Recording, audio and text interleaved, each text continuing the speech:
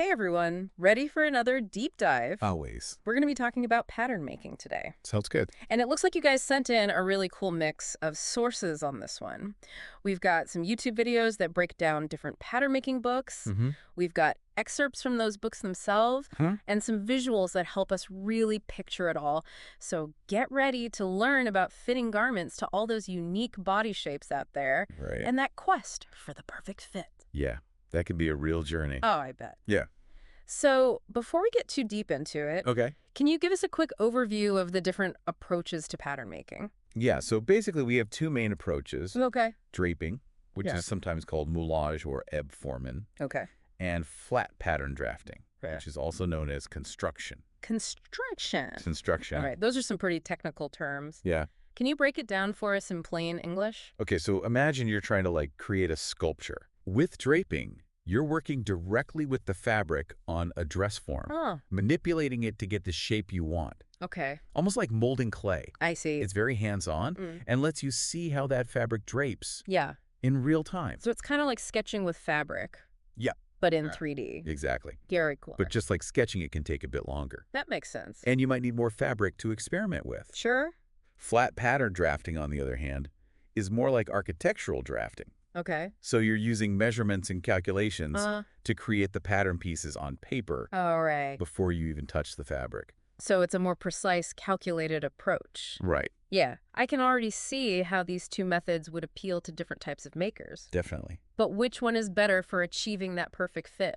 Ooh, well, that's where things get interesting. I knew it. Both methods have their pros and cons. Okay. Draping is great for getting a feel for how the fabric behaves and making adjustments on the fly. Sure. But it can be a bit less precise. Oh, okay. You might not notice some subtle fitting issues Uh-huh. until you've already cut into your final fabric. Right. So that makes sense. Yeah. With flat pattern drafting, you're catching those issues earlier on Right. because you're working with those precise measurements from the beginning. Exactly. Oh, okay. But that means you need to be more comfortable with those calculations Mm-hmm. and pattern manipulation techniques. All right. And even with perfect measurements, you might still run into fitting challenges. Wait, so even if you have perfect measurements, you're saying it doesn't guarantee a perfect fit? Right. What else is there? That's a great question. And it's something that Guido Hofenbitzer, Okay. one of the authors mentioned in the YouTube videos, Yeah. really emphasizes in his book, Okay. Maßschnitte und Passform. All right. He actually has this quote that really struck me. What's- He says that a pattern construction for a problem figure based on the measured dimensions will not lead to success. Wow, that's pretty blunt. Yeah. What do you think he's getting at with that statement? He's saying you need to look beyond just the numbers on the measuring tape. Okay. Things like Yeah. fabric drape, Mm-hmm. body posture, Interesting. and even personal preferences. Oh, wow. All of those can influence how a garment fits. It's kind of like baking a cake. Yeah. You can follow the recipe precisely, Right. but if your oven temperature is off or your ingredients are a little different, the end result won't be quite the same. That's a great analogy. Yeah. It really highlights that we need tools and techniques beyond just the initial measurements. So what are some of those tools and techniques? I bet our listeners are dying to know. Hofenbitzer talks about finding the Wohlfühlpunkt. Wohlfühlpunkt. Okay. It literally means the well-being point on the body. It's basically about identifying where a garment feels most comfortable. Uh-huh. And then you use those points as reference for adjustments. Oh, I love that. Right. It's like finding that sweet spot Yeah. where comfort and style intersect. Exactly. But how do you actually find those well-being points? That's where something called a muslin mock-up comes into play. Okay. Or Nesselprobteile in German. Nesselprobteile. Nesselprobteile. I like that. Basically, it's a test version of your garment. Okay. And it's made from inexpensive fabric like muslin. Uh-huh. And that allows you to try it on Okay. and see how it fits All right. before cutting into your good fabric. Ah, so it's like a dress rehearsal for Exactly. your final garment. Yeah. That makes a lot of sense. Yep. And it brings us to another key point from your sources. All right. Wait. Importance of understanding individual body variations. Oh, yeah. We can't forget about that. Right. Right. I mean, those standard sizes and commercial patterns, Yeah. they're based on like an ideal figure. Right. Which doesn't reflect the beautiful diversity of real bodies. Absolutely. And we all know there's no such thing as an ideal body. Right. Everyone's unique. Exactly. And that's where pattern adjustments come in. Okay. Whether you're draping or drafting, you need to know how to tweak those patterns to accommodate different body shapes and proportions. Okay, so let's recap for a second. We Okay. talked about the different approaches to pattern making, Yeah. draping, and flat pattern drafting. Well, We talked about the limitations of relying solely on measurements right. and the importance of considering individual body variations. Absolutely. Where do we go from here? Well, we've got a stack of specific books Okay, and techniques to unpack. right. It looks like your sources are particularly focused on fitting trousers. Oh, yeah. I'm glad you brought that up. Are you ready to tackle those tricky curves? Let's do it. Trousers are a staple in most wardrobes, but finding a pair that fits perfectly can feel like searching for the Holy Grail. Uh-huh. So let's see what these pattern-making gurus have to offer. Sounds good. Okay, so we're ready to tackle the challenge of trouser fitting. Right. And I have to admit, I've had my fair share of struggles. I hear you. Finding trousers that fit just right is tough. Yeah, it can be. What are some of the common fitting issues that people encounter with trousers? And how can we use these pattern-making techniques to, like, address them? Well, a lot of it comes down to those unique body variations that we were talking about earlier. Makes sense. Your sources highlight different buttock shapes. Okay. You know, flat, normal, strong, Mm-hmm. and how those can really affect the fit of your trousers. Yeah, one standard pattern can't possibly fit every body type. Exactly. And that's where those muslin mock-ups Oh, yeah. come in really handy. Okay. You can really see how the fabric drapes Uh-huh. over your specific curves Right. and make adjustments accordingly. Right. Some common adjustments for trousers include like tweaking the seat curve, Okay. the crotch length, Mhm. and the back darts. So it's really about paying attention to how the fabric hangs Right. and making those small tweaks Yeah. to create a more flattering and comfortable fit. Exactly. Yeah. Your sources also mentioned a very specific fitting issue Oh, what's that? called Katzenbart. Katzenbart. Katzenbart, which means cat's whiskers in German, Okay. which refers to those little wrinkles Oh, yeah? that can appear in the front crotch curve. Oh, yeah, I've seen those before. Yeah. Not the most flattering look. Not really. What causes those wrinkles and how can we avoid them? It often happens when the front crotch curve is too tight Okay. or the crotch length is too short. Interesting. Luckily, your sources actually provide specific guidelines Oh, good. for adjusting that front crotch curve to prevent that Katzenbart effect. Awesome. I'm starting to see how all those little details Uh-huh. can make a big difference How they do. in the overall. Right. And once you start understanding those details Yeah. and how they affect the fit, Yeah. you can start to apply those principles Okay. to other garments as well. So it's really about building that foundational knowledge It is. and then using it to create well-fitting garments Exactly. of all types. Now let's shift gears a bit Right. and talk about those process builders. Oh, yeah. I was intrigued by those. Yeah, they're basically step-by-step visual guides Okay. that illustrate the construction of each pattern piece. So like assembly instructions. Yeah. But for your garment, Right.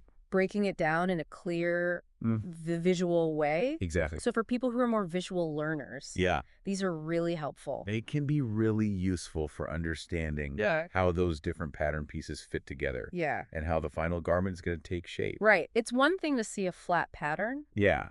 but it's another to visualize how it will actually like Right. translate into a three-dimensional garment. Exactly. And once you have that solid understanding, Uh-huh. you can start to experiment with model development. Ah, yes. Model development. Yeah, this is a bit more advanced, Okay. but essentially it involves using those basic patterns, Okay. or Grünschnitt in Ah, German, Grünschnitt. Grünschnitt, Okay. as a foundation for creating a wide variety of different garment styles. So you're not starting from scratch every time. Right. You want to create a new garment. Nope. You're using those basic patterns as building blocks Okay. and then modifying them to create something unique. So it's like taking a basic recipe Yeah. and then adding in your own spices and flavors Exactly. to create a signature dish. I like that. You've got that foundation, but you can really get creative with it. You can, and it highlights that creative potential of pattern making. Yeah. It's not just about like following instructions. Mhm. It's about using those technical skills as a springboard I see. for your own design ideas. So we're merging that technical precision of pattern making with like the artistic freedom Yeah. of design. Precisely. Yeah. And it's important to remember that this process Okay. doesn't happen overnight. Sure. It takes time to develop those skills. Right. And to gain confidence Yeah. in your ability to manipulate patterns and achieve a good fit. That's reassuring to hear because it's easy to get caught up It is. in that quest for perfection. Yeah. And feel discouraged when things don't go exactly as planned. It's important to remember that those mistakes are often our best teachers. I agree. Every time we encounter a fitting issue or a pattern challenge, we're learning something valuable that we can apply to future projects. So it's all part of the process. It is. A journey of continuous learning and refinement. Exactly. As you gain more experience, you'll start to develop your own intuition and your own unique approach to pattern making. Awesome. There's no one right way to do it. I like that. It's about finding what works best for you and your creative process. Wow, we have covered so much in this deep dive. I know, right? From draping techniques to those really tricky trouser adjustments. Yeah. It's amazing to see how much goes into creating a garment that fits well. It is a process. It really is. For sure. And the more you learn, the more you realize there's always more to learn. Always something new to explore. Exactly. I'm curious, thinking back on all these different sources we've talked about, what would you say is the most important takeaway? Ooh, that's a good question. For our listeners to remember. You know, I think for people just starting out, the most important thing to remember is that What's that? pattern making is a journey. Okay. It's not a race. We're not in a hurry. No, you got to embrace those mistakes I like that. as opportunities to learn and grow. So we shouldn't be afraid to experiment and try new things, Yeah. even if it means making mistakes along the way. That's how we learn. Exactly. It's all part of the process. And those mistakes can often lead to those, like, Oh, yeah. aha moments. Totally. Like, oh, I get it now. Bobby, I've been there. Yeah. And as you get more experience, you kind of develop your own intuition. You do. And your own way of doing things. Exactly. Which is really cool. And remember those standard sizes we talked about? Oh, yeah. Those are tricky. You know, they're based on this ideal figure. Right. That doesn't really represent most people's bodies. Yeah, that can be kind of daunting. It can be. Do you have any advice for navigating commercial patterns? I think the most important thing to remember is commercial patterns are just a starting point. Okay. Like a framework. You know, you can adapt to that framework to your own measurements and preferences. So don't be afraid to go up a size or down a size or even like blend sizes if you need to get a better fit. Whatever works for you. See them as more like a foundation than a set of rules. Exactly. And that's where those muslin mock-ups. Oh, yeah. Our good friend, the muslin mock-up. It's a lifesaver. Right? Because you can test out those adjustments and see how they affect the fit before you cut into your final fabric. Exactly. It's like having a safety net. Yeah. For your creativity. You know, you can experiment and play around. Right. Knowing that you can always tweak and adjust. I love that. Yeah, it takes the pressure off. It really does. And, you know, it comes back to that idea of the wolf-fu-pung. The well-being point. Yeah, where comfort and style come together. Yes. Ultimately, the goal of pattern making is to create garments that not only fit well, but also feel good to wear. It's about finding that balance. It is. Between technical precision and personal expression. That's what makes pattern making so rewarding.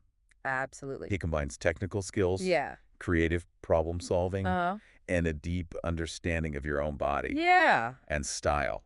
It's like we're not just creating garments. Right. We're crafting confidence and self-expression. I love that. One stitch at a time. Beautifully said. So for anyone listening who's feeling inspired to give pattern making a try, what advice would you give them? Jump in. Just go for it. Start with something simple. Okay. Be patient with yourself. Yeah. And don't be afraid to ask for help. I agree with all of that.